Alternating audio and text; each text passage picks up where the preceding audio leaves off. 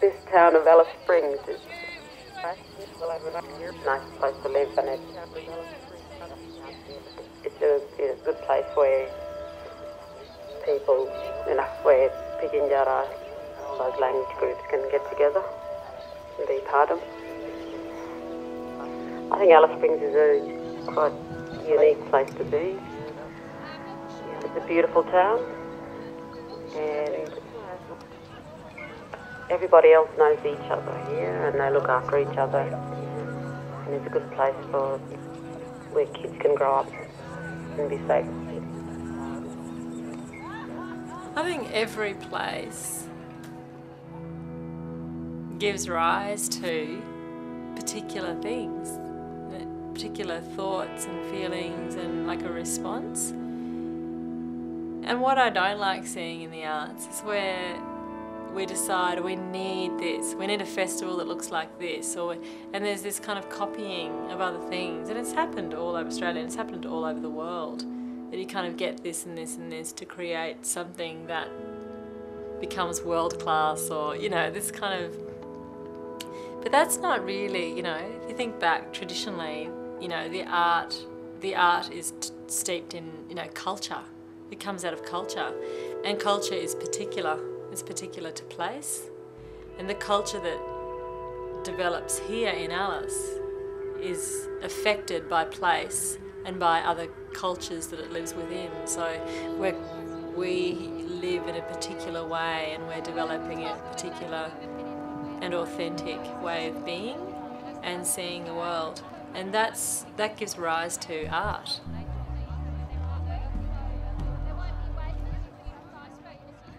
I suppose living here, you're influenced by another culture. We're influenced by another culture we live closely with, and so I think we're influenced in terms of our sense of time and in terms of our sense of place.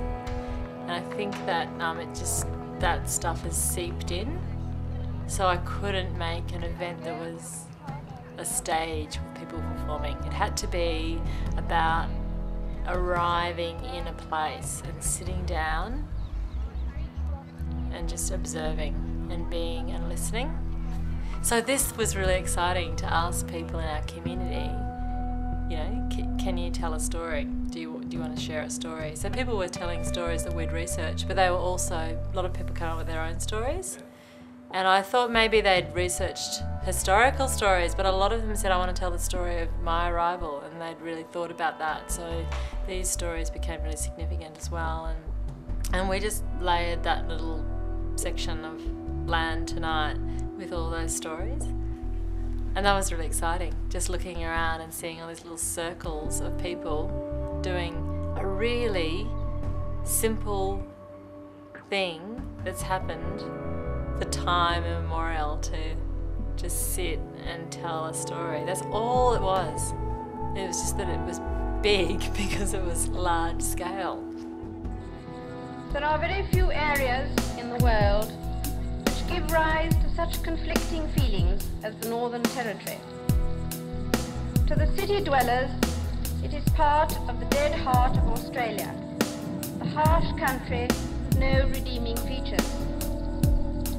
To the romantic, it is the last frontier, the outpost of civilization, the land of pioneers to be pitied as well as admired. But to the people who live here, it is their own country, to be loved and hated with an intimate understanding, a land of promise and frustration, but allowing an independence and demanding a self-reliance which compensates for everything. It has a magnetic effect upon those who want more out of life than humdrum security and the tidy rules of a comfortable suburbia. That is why I am so delighted to be here and to see for myself something of the life and countryside of this immense territory.